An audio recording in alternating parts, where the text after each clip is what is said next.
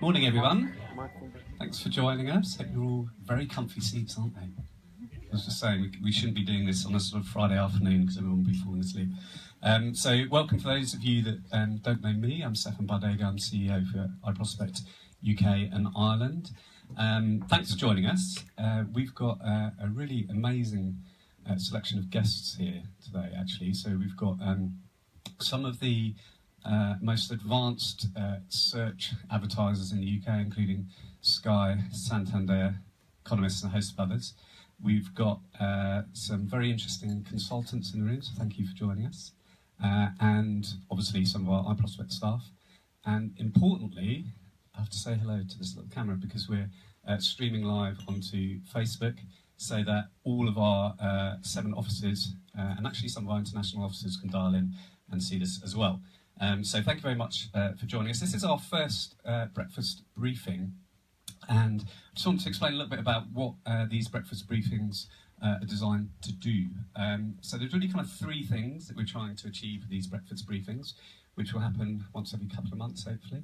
The first thing is we're going to be identifying key trends that we think are going to have a meaningful impact on the world of performance marketing. The second thing is to take those trends and conduct some proprietary research into the key drivers and to generate some key insights that we can then take into the third thing, which is to actions and initiatives that can be taken by iProspect teams, clients, and anyone else to implement immediately. So this is not, these breakfast briefings are not about medium to long-term things that are happening that may or may not happen. This is about long-term impactful trends, but having actions that you can take today to improve your performance marketing. So that is the purpose of these breakfast briefings. So why have we decided to focus on search for the first one? There's a kind of simple reason for that, which is that of the $160 billion performance marketing industry globally, about 50% of that is focused on paid search. So we have about $80 billion worth of client money being spent on paid search advertising. And what that means is that any change, any disruption to the search market can have a meaningful and seismic impact on budgets, planning, activation, and consequently, and also then obviously growth for our clients. So that's the reason why we decided to focus on search today. And we kind of see 2 major disruptive forces at the moment in the search landscape. The first is where those searches are happening. So we are increasingly seeing atomization of search. We now have, to just give you one stat, about 55% of all product searches are now happening on Amazon. So the search landscape is changing in terms of where people are searching.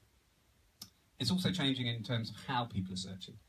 And the key driver behind that is voice. So we're seeing fundamental shifts in human-computer interaction, some of which we're going to talk about today, but that is leading to enormous disruption in terms of how people are searching for products and services on mobile and on desktop. So that's what we're here to talk about today, is the voice search element of that. So to kind of unpick that trend, to understand more about it and to work out what are the actions we need to take in the short term, we conducted a piece of research across 1,200 people in the UK, and that's what we're going to focus on for the first half of this breakfast briefing. Scott Abbott, our lead on paid search, and Jack Swain, our Chief Strategy Officer, are going to take you through some of that research, and importantly, what are the key actions that we need to be taking in the short term to improve our performance marketing as a direct result of the shift to voice search. So that will be the first section. And then very excited also to introduce a panel where we have a combination of clients and platform owners who are going to discuss some of the implications from that research in terms of their own respective businesses. So looking forward to that. And that's going to be run by Caroline Reynolds, who's our head of product. So without further ado, the first section is to go through some of the research and talk about very specific actions that we think we need to be taking to improve performance marketing in the short term, thanks to voice search. So Scott Abbott's going to take you through that.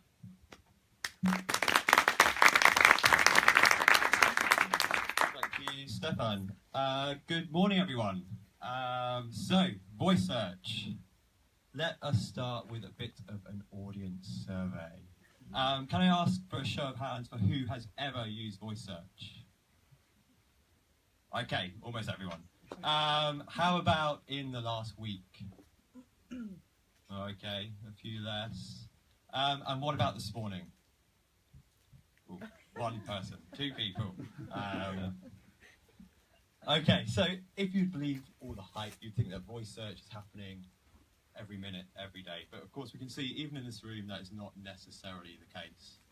Today, we're going to go through a little bit of the context of the current voice landscape. We're going to dive a little bit deeper into some of the behaviours and attitudes that underpin search and voice search in the UK now. And also then, of course, the implications for brands. So, this is what search used to look like. A box on a fairly big screen, which we used to type into. It now looks a little bit more like this.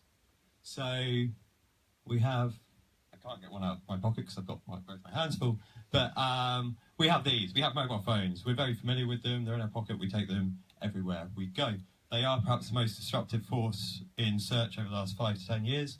Indeed, across iProspect clients, 52% of search is via mobile devices. And what makes these particularly interesting is that they have a microphone, which opens up new input opportunities from a search perspective.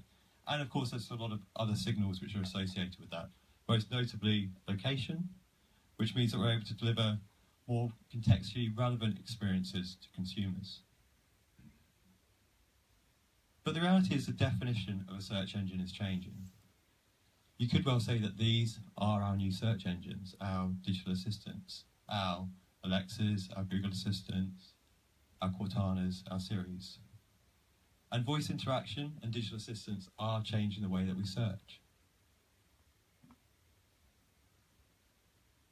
And there are some really big numbers. So Tractica have said and forecast that nearly 2 billion use of intelligent agents are expected by 2021.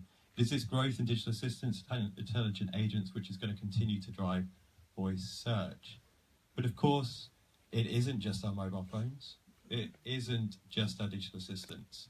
Increasingly, everything is connected. Increasingly, more and more of the technology we interact with is voice-enabled, is in itself a search engine. So whether that's our laptop, our tablet, our games console, or indeed, in the future, our cars, there are more and more opportunities for brands to have new, meaningful engagements with consumers. And this means more search, but importantly, it also means more voice search. So by 2020, a little over 2 years away, Comscore are forecasting that 50% of search will come from via voice.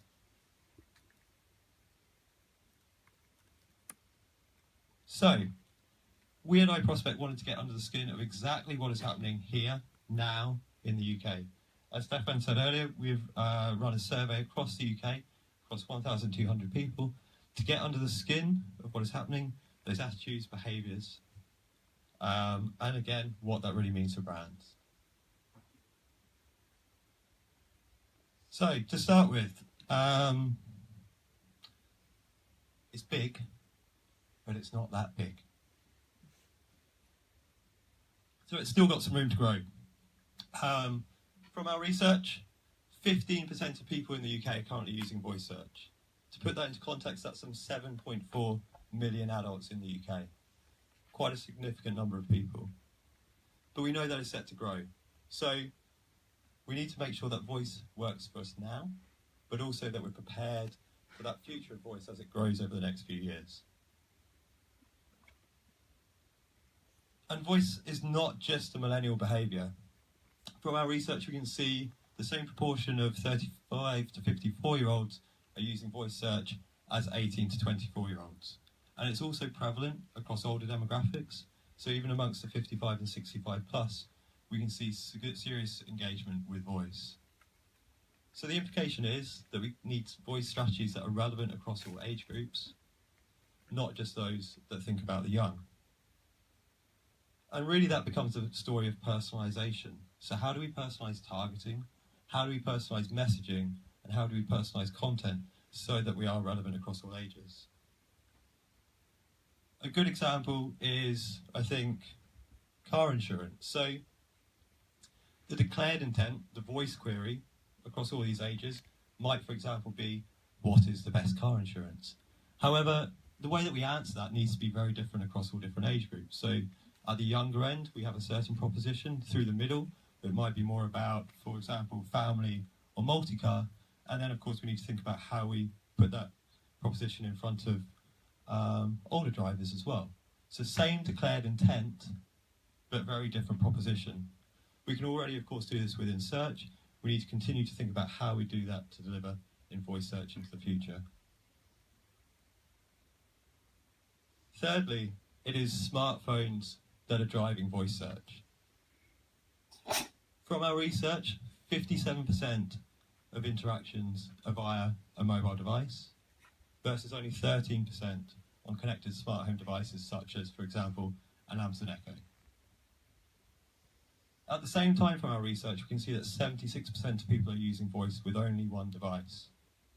So whilst there's a lot of noise around connected smart home digital assistants, we still in voice need to have that mobile first strategy.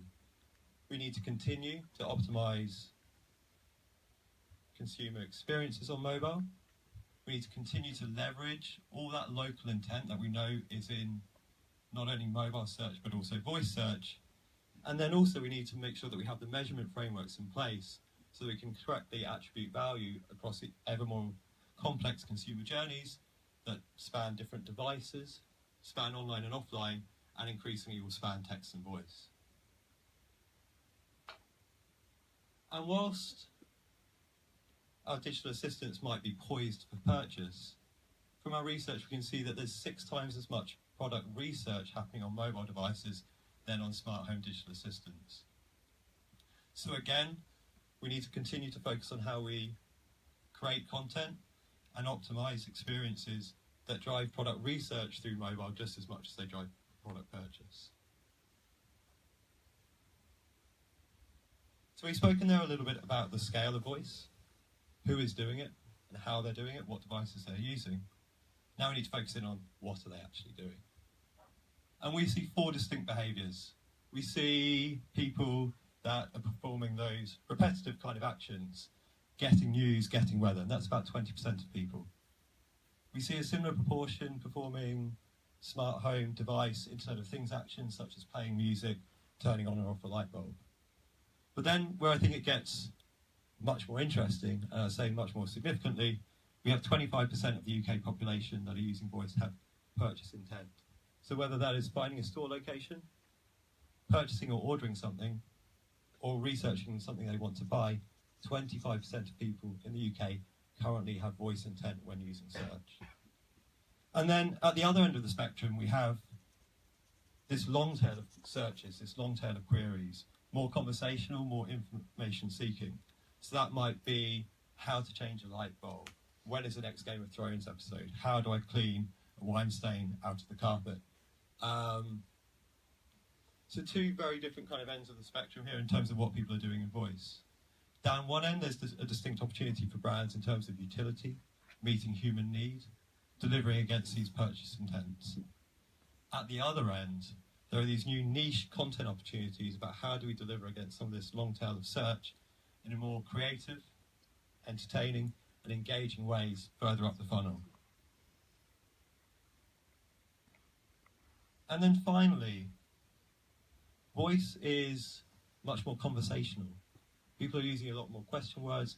It's also much more long-tailed than text. So what I mean by that is people are using more words when they search. Voice queries are longer than text queries. And they're using more interrogative words, more hows, what, wheres, and whys. That means we need to think about the content that we need to deliver against these kind of queries, but also the messaging that we put in front of them. How do we actually go about answering them? And just to bring that to life, a few examples of how text may translate into voice. For example, what might be a text query for BBC Weather? In voice becomes, do I need an umbrella? A very different kind of question, but still kind of the same intent. News, maybe what is the latest news headlines? A query for flights to Barbados in text may have an added degree of specificity when we bring that into voice. For example, it may have the qualification of how much of our flights to Barbados.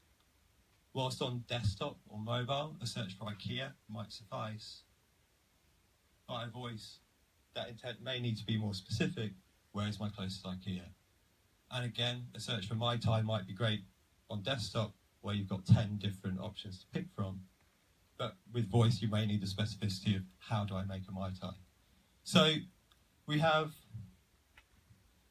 nuances in the way that people are asking questions of voice, also that they're framing these questions in different ways, which means we need to think about how do we ensure that we are getting in front of these new queries? How do we ensure that we're answering these queries which are being asked in slightly different ways? And how do we ensure that we've got the right content in place in order to really get in front of these new and emerging voice trends? So, we've spoken 5 of the key insights from our research. We'll be following up today and sending out the full research to everybody. I am now going to hand over to Jack, who's going to talk about the things that we all need to do today to win in voice. Thank you very much, Scott. Okay, so 5 really interesting insights, but now we want to make sure that, sometimes when we're looking to the future, we don't necessarily know what we have to do when we get back to the office and we're talking to our teams or we're doing the work that, for all of our clients. So I just wanted to spend 2 minutes and put together, one slide on 3 key implications of how we turn those insights into action. So the first one is we know that we've got to embrace the long tail conversation. The way that people are searching with voice is different to how they are searching with their hands and fingers. It's not IKEA, it's where's my nearest IKEA. It's not Levi's, it's where can I buy my Levi's 501. So therefore, we've really got to think about the long tail and the bidding that we're doing against long tail queries. So normally we, capture those through broad match modifier. Apologies, always forget the match bit. Broad match modifier and phrase match. I knew I was going to talk about that, Andrew. But in that will cover all the long tail queries within paid search if you're thinking about hands and fingers. But within voice search, when there's much more of those, we need to make sure that A, that we've got them covered, and B, that we're actually applying more of an exact match strategy to those long tail queries. Because there is a chance with voice search that the CPCs are going to rise on long tail, and we want to control that as much as possible. The second part is, as people are asking more and more questions, we're seeing they're asking how, what, where, and why. And we need to be able to create the best possible answers to those questions. So we were talking about Thomas Cook Airlines earlier, just while we're having breakfast. And it's like, there will be questions such as, how can I get from Manchester to Las Vegas? What is the cheapest flight from Manchester to Las Vegas? Where else can I fly from Manchester? Why can't I, upgrade with points? Thousands of different variations of questions that people are asking, with a huge opportunity for a brand to be able to answer those queries and provide a really meaningful answer and relationship with that consumer. So it's not just about managing the bidding of the long tail queries, but it's also about actually managing the ad copies and creating more and more variations of that ad copy to deliver the best possible answer. And that's either using tools that are available within the search engines that we work with, or utilising technology such as iActivate, which I know that Thomas Cook Airlines use, to create dynamic insertion of ad copy. The final bit is just around conversational query content. I thought the Diageo one was really interesting because it's not a single question that we're going to be asking in voice search. It's going to be an ongoing conversation. So, if that question is, how do I make a Moscow Mule? You may get the answer to that through voice search, but the next question is, what vodka should I buy? Hopefully the answer will be Smirnoff. And then it might be, what ingredients are in it? So it's an ongoing conversation back and forth. So when we're thinking about our content strategy, we need to be thinking about the content that we're creating that's going to answer all those different questions within a conversation. So that's the first part, which is making sure that we embrace the long tail conversation. The second is around personalization. So for the best experience within voice. Because, one of the insights was key around that the majority of voice searches are happening on mobile or smartphone. And that is one of the most personal, or the most personal device we have. Generally speaking, unless maybe you have young children who are using some apps on your phone, you don't share your smartphone with anyone else. So therefore, the expectation for personalization on a smartphone or a mobile is very, very high.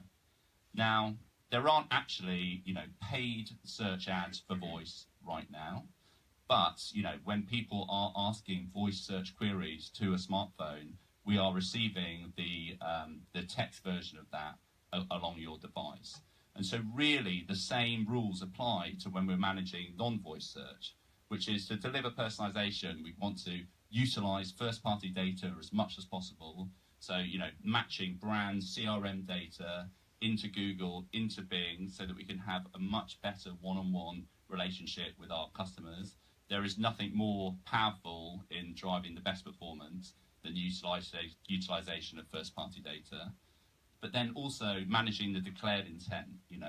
The greatest thing about search is that we know what people want because they are declaring their intent by, originally typing that into a search bar. But now with voice search, as the questions are getting much more specific, we're getting to learn a lot more about what people really want, but also giving us much better opportunities to match that need with the right content.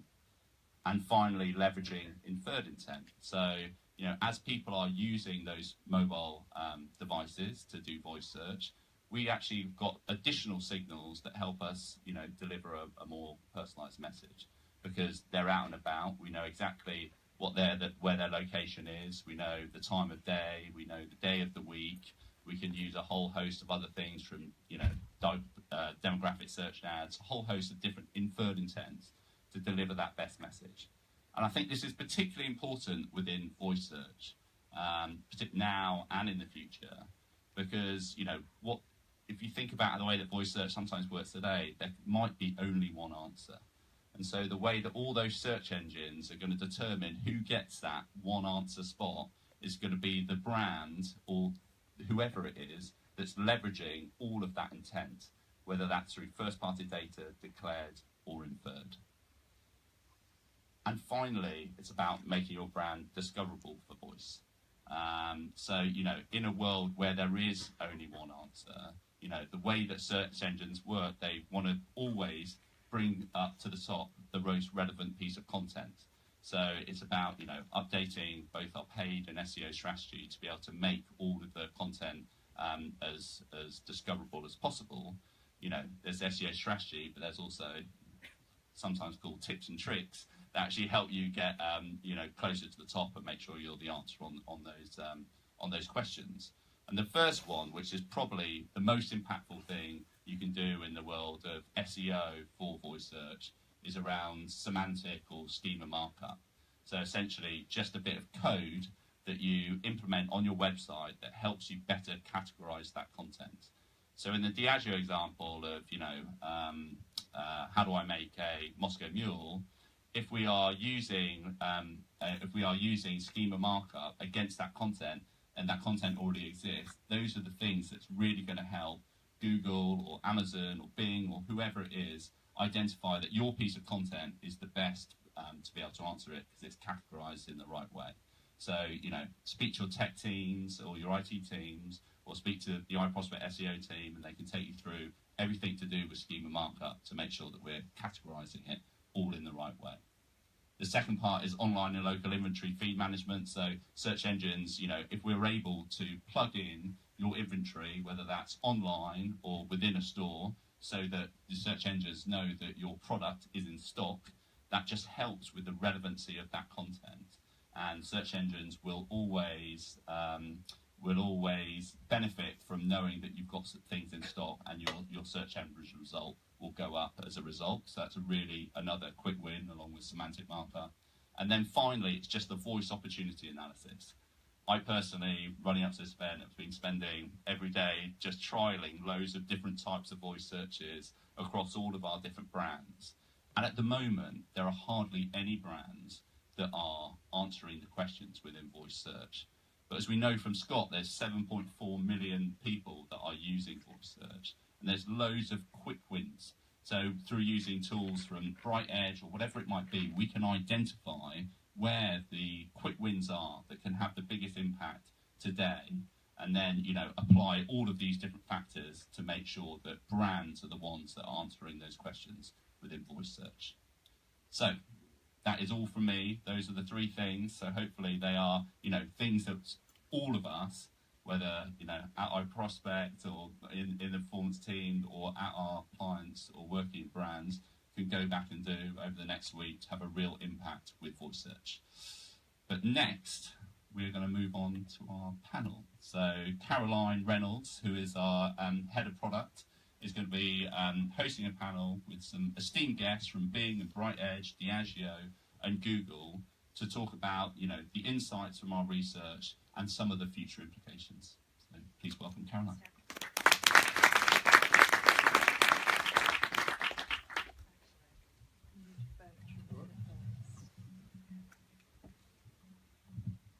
Hello. Brilliant. So I'm going to do a really quick introduction to welcome everybody up on stage. It's actually my honour to be able to present this today. It's not often that I get 4 people who represent such a broad cross-section of our industry to talk about something which is just so pressing for us, for our clients, and how we work day to day. So, where shall I start? I think I might position Google and Bing at opposite ends of the panel. So Adrian. Adrian, do you want to join me? So Adrian is our global agency director for Bing. We've actually partnered with them on some research earlier this year. So hopefully he's going to be able to take us through some of that insight around how people are searching and what it means for our brands. So welcome, Adrian. Thanks very much. Delighted to be here. Thank you. Mark, do you want to join us next? So we work quite closely with BrightEdge, so that's why Mark is here today. He's a bit of a veteran of the search industry, as his bio says.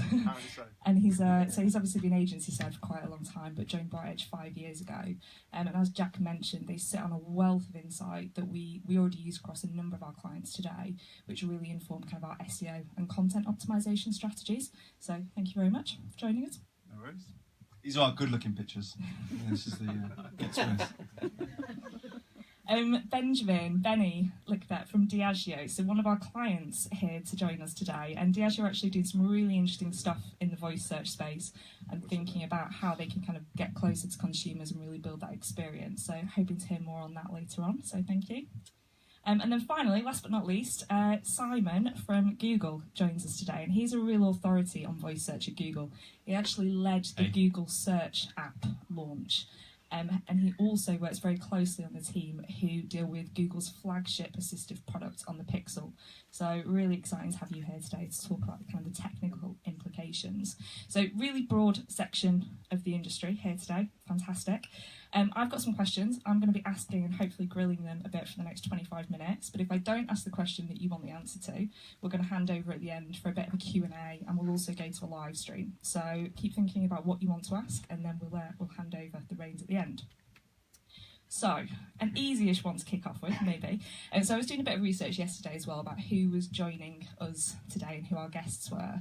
And there's about £25 million worth of search investment sitting in the room at the moment every year, which is a phenomenal number. And I guess the first question I have, Adrian, sitting at Bing, do you think that voice search is going to prompt our clients to invest more or less in the future? Cool, great question. And thanks very much for the 25 million. Some to Google as well. Yeah, some for the other side. So I think more is the short answer. To give a little bit more depth to that is actually from the joint research that we put together. One of the things that we saw is that the query length definitely increases with voice search, much more than text. And also there were some quite surprising things that showed where some of that logic as to why the query length increases that came out of the research, as also Scott highlighted earlier. If we think about it, actually, something I found quite surprising from that data was the starting query terms. So, for example, the how and the what make up 75% of the voice search queries, whereas the where makes up 14%. Now, I would have thought it would have been the where terms. So for me, that was quite surprising. So I think when you look at that and see that people are definitely giving a longer tail, as you've already shown, experience in search, by definition, that means that there's going to be a lot more query volume. We already see that there's sort of 18% of all queries across whichever search platform you're using are brand new. So I think this is going to accelerate it even faster. Wonderful. And I've got some questions later on about monetization, which I'm definitely eager to ask. But Benny, over to you, like from a kind of client side, like what's, you know, do you think you're going to be investing more? And I guess also, are there any kind of considerations for voice search today that you're thinking about? Yeah, I think obviously in general, voice for us is massively high on the agenda, search in general. And I guess a lot of what we need to do is with any new emerging technology is sort of look at the hype cycle and decide what is there to stay. From our perspective, voice without a doubt is there to stay, because we look for technologies that are scalable and that add real utility to our consumers, to our audiences. Voice is one of those examples where it actually makes the journey more intuitive. I think the examples we've seen before, where it actually is really touching all demographics in the US, actually one of the really interesting sort of data drivers for us is as well that old audiences are actually some of the earliest adopters of voice technology, because it is more intuitive, because it is easier. So we're definitely convinced that's an area that can be really big for us, and some of the opportunities that Jack picked up on as well, how in a lot of cases it really becomes a winner takes it all market. You might ask, how do I make a Mai Tai? And it's actually the first sort of bit of content or journey that takes you on is actually what you stick with, because you don't have that same browsing habit. So a lot of really interesting opportunities, and I think we really want to be a leader in that area in our industry. So I'll hope there'll be more investment coming. Yeah, wonderful. And obviously we're talking about winner takes all, and so much of that is talking about kind of content and content strategies. But Mark, like from the insight that you're seeing and how people are searching and how brands are taking advantage of that, do you think that there's more room to grow and that brands need to kind of lean in a little bit more? Absolutely. And, you know, I think for the brands here today, we don't beat yourself up too much if you don't have a strong voice search strategy. We surveyed our customers at the start of the year. 2,000 customers, 69% of them didn't have a voice search strategy in their plan. But I can tell you now that's the number one topic I get asked every day in my day job. I'm not as eloquent as Jack on his 3 pointers, but I can definitely give you some ideas of what you want to be thinking about and taking on board. So I think definitely be disappointed in 2020 if you're still calling it a voice strategy. It will be your search strategy. It will be that paramount. So this is definitely a first mover advantage for those who start building out your content. You might not have the payoffs you want straight away, but you're building an infrastructure, a content infrastructure that's going to help you in the future.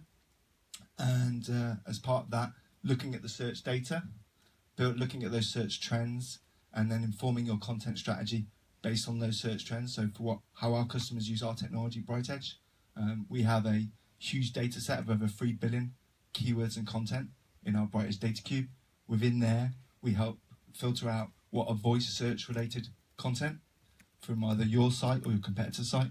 And what our marketeers then do, and our agencies like iProspect, our largest partner, take that data and start informing their content strategy. So then they can imply schema, good technical, and good internal linking, and then building out a really strong content strategy as part of that.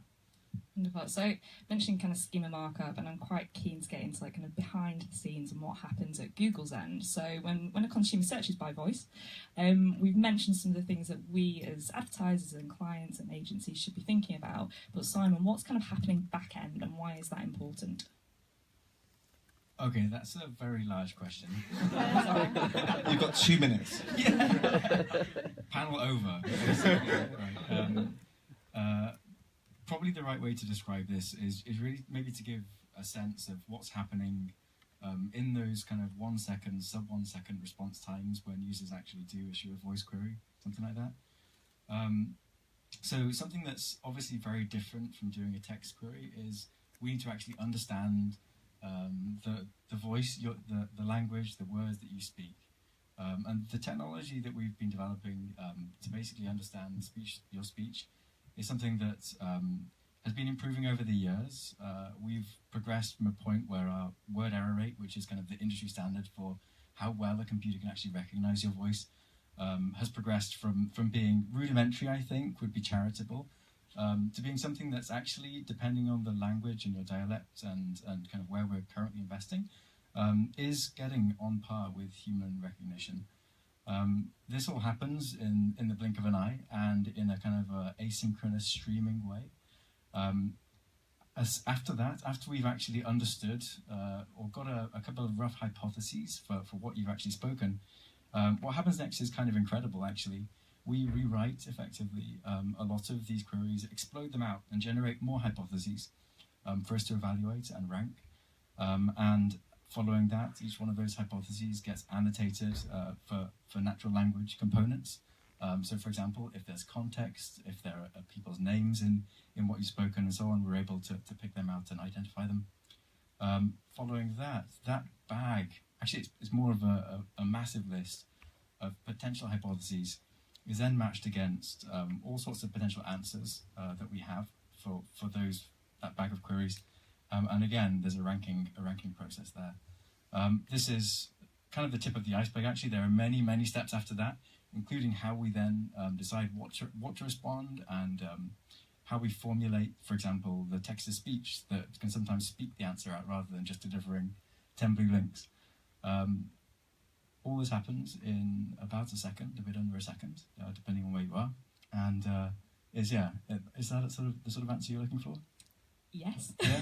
Okay. You tell me, Simon. Okay. So with that in mind then, yeah. I guess like just kind of drawing some of it out, and this is maybe a question for Mark as well around SEO, and there has absolutely been a move for the computer to understand the human rather than the human having to understand the computer. So with the differences in how people kind of speak rather than type, what does that mean for SEO? Is kind of my first question. We'll get onto the monetization later. Well, I think having that more natural language content is going to be key. But if you're a global brand like Diageo, trying to do that globally has many challenges as well. So, this is not a one-size content solution just applied to 64 markets. So that search and data is really, really key. And understanding those intents, I'd say, definitely the key foundation. I don't want to take all the question. Yeah. And is there kind of any trends, I guess, like Adrian, you've mentioned some of the work that we've done already. Is there any other kind of trends and way that people are interacting with devices that you're seeing at Bing that can kind of fuel that strategy as well? Yeah, definitely. So in the way that the language is represented is the key trend that we're seeing. So, and again, actually, it was highlighted earlier, but just to go a layer down. So actually, when I look at this, there's something that we talked about, and again, in our joint research about the intent signals that we get from voice search. And actually, I think that the intent signals from voice search and the way that the language is used gives marketers a lot more depth to be able to work with. I'll give you an example. So in text, if you search for beef stroganoff recipe, I love beef stroganoff. I love cooking it. For me, if I'm searching that, it's probably going to be that I'm going to cook it because I cook it a lot, but I might be looking for a different recipe. But in that text basis, you can't really tell as a marketer exactly what you want to do with it. Whereas in voice search, the difference is completely tangible. So in voice search, I would say, how can I cook a beef stroganoff? Yeah. But I might want to go and buy the ingredients when I'm in the text going for beef stroganoff recipe. So then it would be, what do I need to buy as ingredients for a beef stroganoff? So in text, it's the same language, but actually when you layer in voice, the intent signals are so much stronger and a lot easier for us to be able to market against, I think. Yeah, and I guess it also feeds into kind of personalisation as well. So Benny, I know that you're kind of thinking a lot at Diageo around how we take that kind of first-party data and think about how you kind of enrich that brand experience and build that consumer relationship. Can you kind of share a little bit with the audience around? Yeah, and I think it's tough to talk about voice without talking about conversational commerce and really how we understand that. But that's ultimately for us an incredible opportunity. Something that really excites us is actually being able to really sort of mirror users' language and really get into these insights in a really conversational way. And I think that's already something we're starting to see at a very small scale if you look at areas at real passion points, food pairings, how people frame the occasion that they might enjoy drinking, is again, it's actually less utility driven in a lot of cases than through text based. So voice gives us a really interesting opportunity to almost sort of broaden the relevance and the influence of where our brands can play, and then looking at that long tail and really unearthing new opportunities. I think that's the part that really excites us, and search is obviously a key factor. But for us, having conversational offerings based on, as Alexa skills or others, to help people create cocktails around occasions or create entertaining occasions at home, we think that's a really interesting opportunity for us to play in. Yeah, and I'll just give another practical example. So, obviously, iProspect is an incredibly strong performance-driven agency, and, when you look at these things, you might always be looking at that immediate ROI. The challenge with voice search, and especially from a content perspective, is this actually can play a really strong part, is looking at that full purchase intent. So after sales or customer service is really key insights in voice search. Practical example, BT. We work with BT. They use our data in their customer service team, and they've been mining that data to understand how do they find a better experience for the consumer, or in the post-sales perspective, that can find that content within one click and start using that data. And that is very much voice search driven, but that's going to help them long term drive better retention and grow their business. But that is very much that is in their search mix, and they're not looking at that from that immediate, I've just invested this much with my agency, I've got this much back. They're building an infrastructure that's going to help them in the long term. I guess that moves us quite nicely on. So, Benny, you've mentioned skills. Assuming you're referring to kind of Amazon, Alexa skills, and talking about that kind of long-term engagement and skills and actions and bots being kind of equivalent to apps and how we should think about those. So, I guess a more pointed question around how much are you thinking about your voice strategy being not just how we kind of interact on the engine, but also how you're building out those sort of actions and bots and kind of where your focus is at the moment? Yeah, and I think that's sort of the exciting part right now. It's a rapidly evolving industry. There are lots of different players in the mix. I think the Amazon approach is obviously very different, and it's an interesting one. The skill approach, obviously mirroring more the app ecosystem, and a question if that's something that consumers will buy into and how that is evolving. But we, quite frankly, for now, we want to test and learn and play on all these fronts. I think that there is a really relevant role to support that. But it is sort of Diageo we've probably been speaking about, the last 15, 20 years about why isn't there one great app that, everyone goes to create their cocktails at home. And the answer is because consumers don't want it and there isn't a real need for it. We don't know where the journey is going to go to, which systems are going to prevail, but we definitely want to sort of explore that on all fronts and take a bit of a leadership role in seeing how we can position ourselves. I think a lot of the search things is about getting our foundation right, our basics right, making sure that the content comes up in the right way. But things like conversational commerce take a really big role in that, especially how the combination of voice and screen, sonic branding, and sort of visual stimulus, and how we get that balance right and support that. And I think there's, voice strategy is always a big word. I wouldn't say we have a voice strategy. We probably don't, but we definitely have areas where we're exploring and we think could be a really interesting win for us. Yeah, and by the sound of it, just really focusing on utility and kind of all the insights around what consumers actually want to interact with. Yeah. So, just on that, I think that's another realization that we have. Obviously, when you start talking about voice, quite often the conversation goes to, oh yeah, brilliant, what would Captain Morgan sound like, right? And that's why, there is a brand experience space in the future. It seems like we're still so much rooted in how do we drive utility, get the basics right, and really enable that, rather than creating, you get into the app scenario again. Why would you want a Captain Morgan skill where you have Captain Morgan talk to you? There might be 15 people out there who want that, but they're probably already drinking Captain Morgan, so let's not worry about them. So it's about getting that utility-driven focus right. Yeah, and I guess, so we talk a lot about skills. Google have their own offering. So Simon, what sort of things should brands be considering about? How do they kind of move into this area of developing Google Actions, and what should they consider? Right, so our platform is Actions on Google. You can go and look that up on your favourite search engine and find your way there. Sorry. This is why I set you That was a up. low blow. Yeah. So what was the question again? Just some, to Jack's point about going back to the office later on, like what should people be considering about their kind of action strategy and how they have the resources or work with your platform to develop them? Right. Okay. I think in general, this kind of comes back to how I think really the stage that I think voice is at right now as an opportunity. I think the first thing that is hopefully clear from listening to everyone is that we're all kind of working this out, and this isn't just our users, but it's also us as technologists that build these systems. The way I think some of the presentations were kind of hinting at this. The way I like to think about the opportunities that we have is that voice is very much an additive quality. So although there was, the first slide that we saw was the white search box, that actually, when you think back to it, was a revolution in itself, right? Before then, finding what you wanted on the internet was a cumbersome and labor-intensive process that was very difficult. Along came the white box; it got a lot easier. That was within a desktop context. Now with mobile devices and other computing devices, like for example Alexa and Google Home, you have a computing device that's more with you in your day-to-day in a whole raft of different situations. But even then, there are cases where, for example, pulling your phone out, starting typing on it isn't the right thing to do.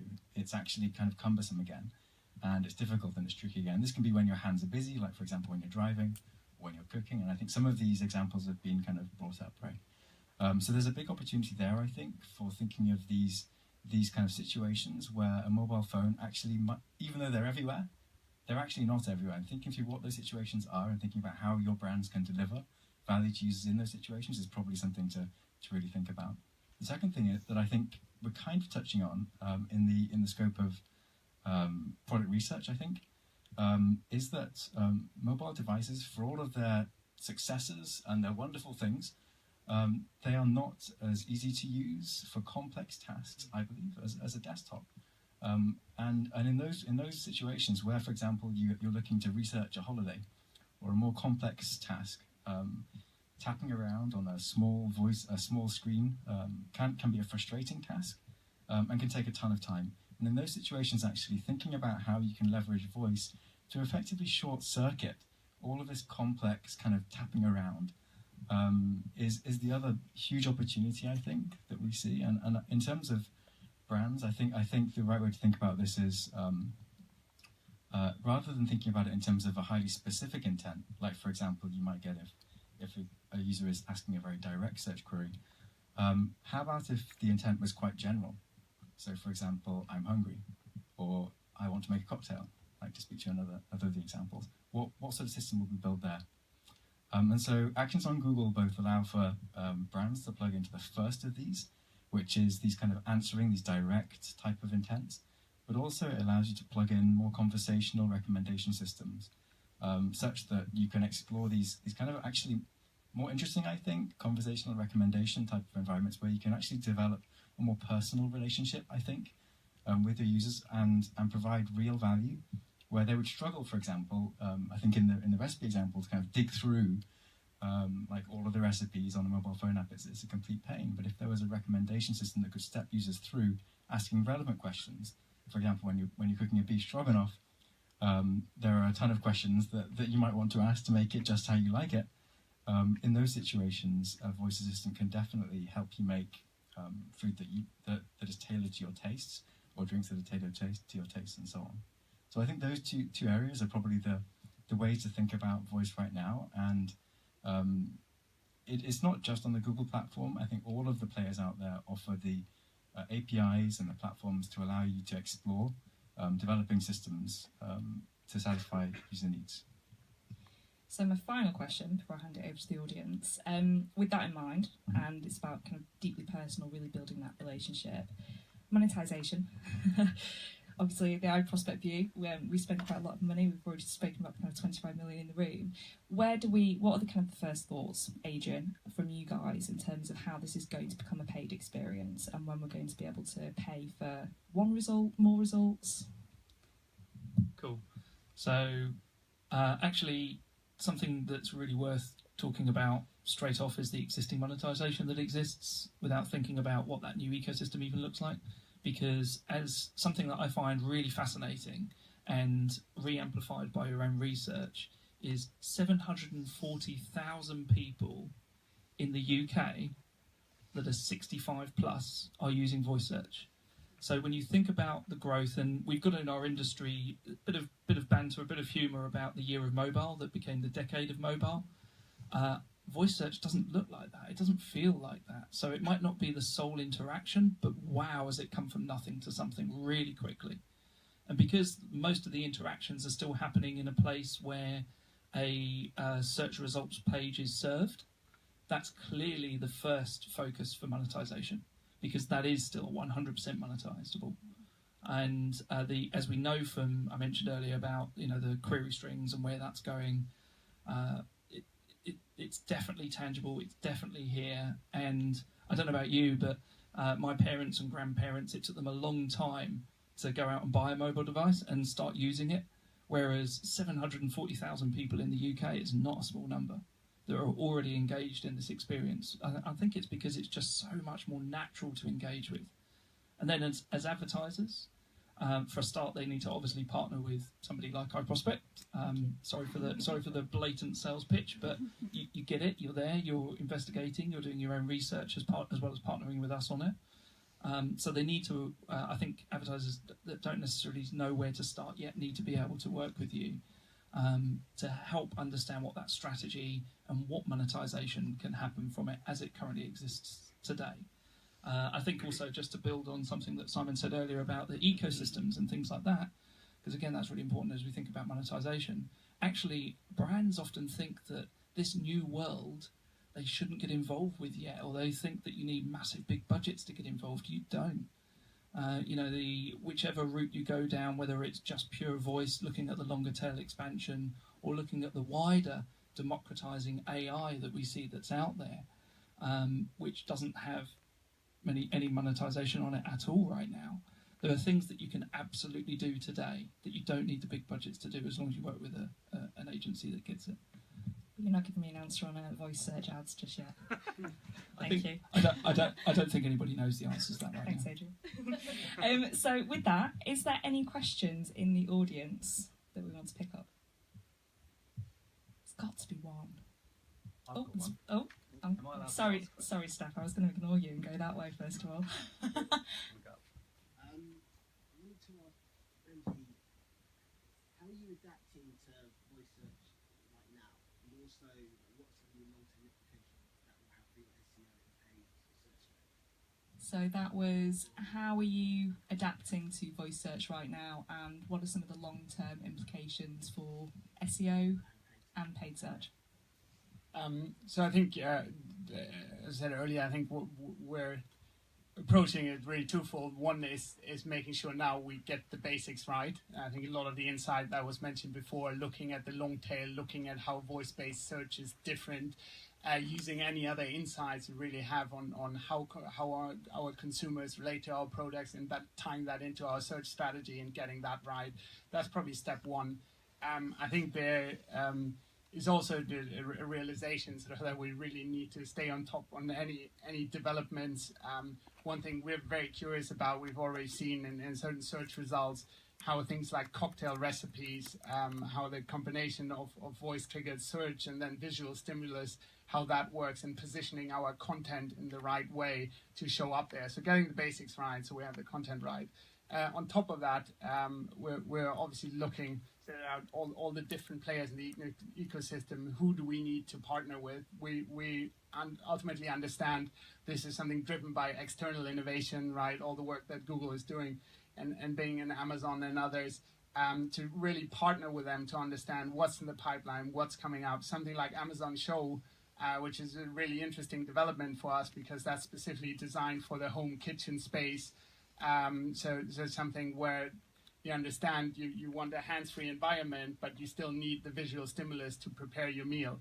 How is that content shown differently? How is that journey different? How can our brands appear in that?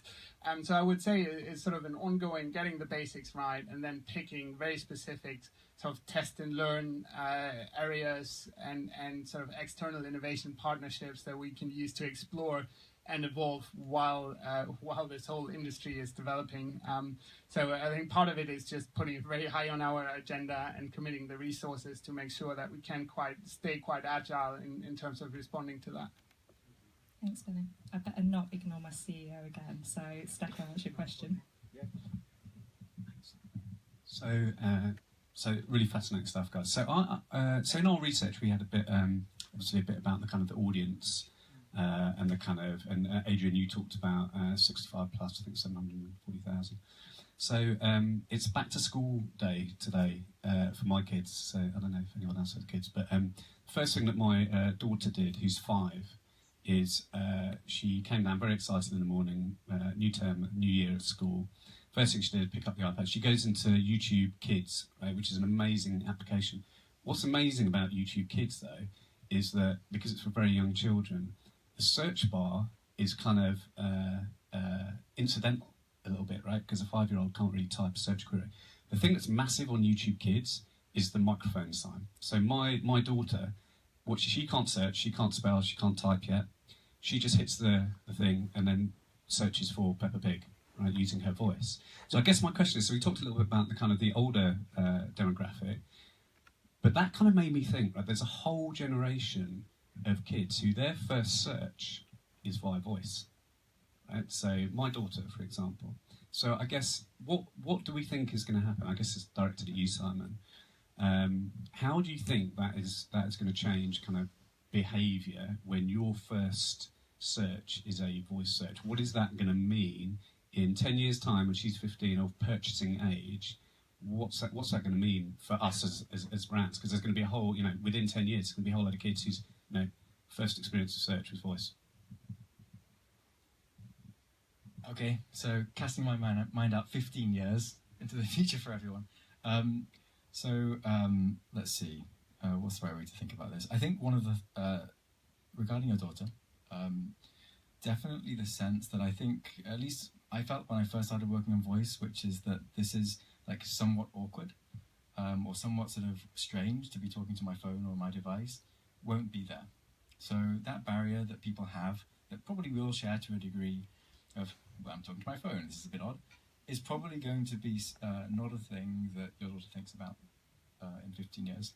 Rather, it will be a primary mode of interaction with the device. And as I talked about a second ago, will be obviously the most expressive means of accomplishing whatever she wants to get done. So that's the first thing that I think voice will lead to. The second thing is that what's interesting there is that, of course, your daughter will learn to type, and she'll learn to write, and learn to read like super well and all this kind of stuff. In other parts of the world, this actually is also a big challenge. So literacy in the UK, we look at literacy and we see 99+% literacy, whereas depending on where you go, that number is far lower actually. And the ability to even type or even read characters on the screen is something that's not a given for a huge portion of the world.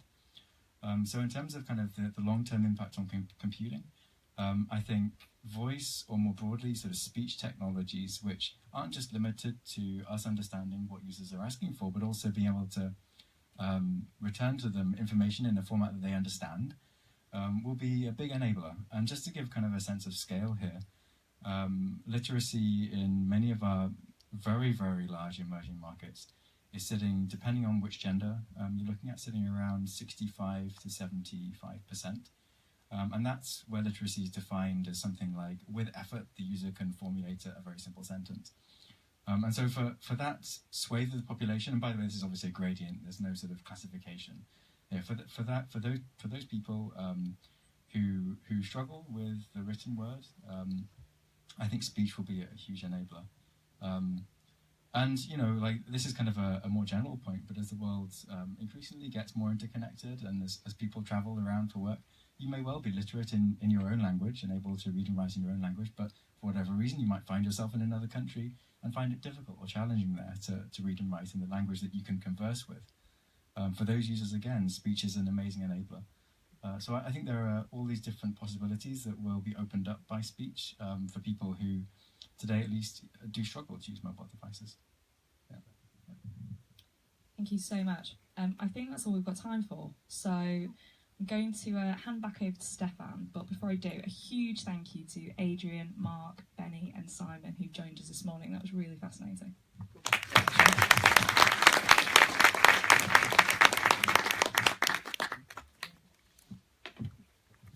Can I use this one? Okay, so I'll be really brief. Thank you guys. That was that was great.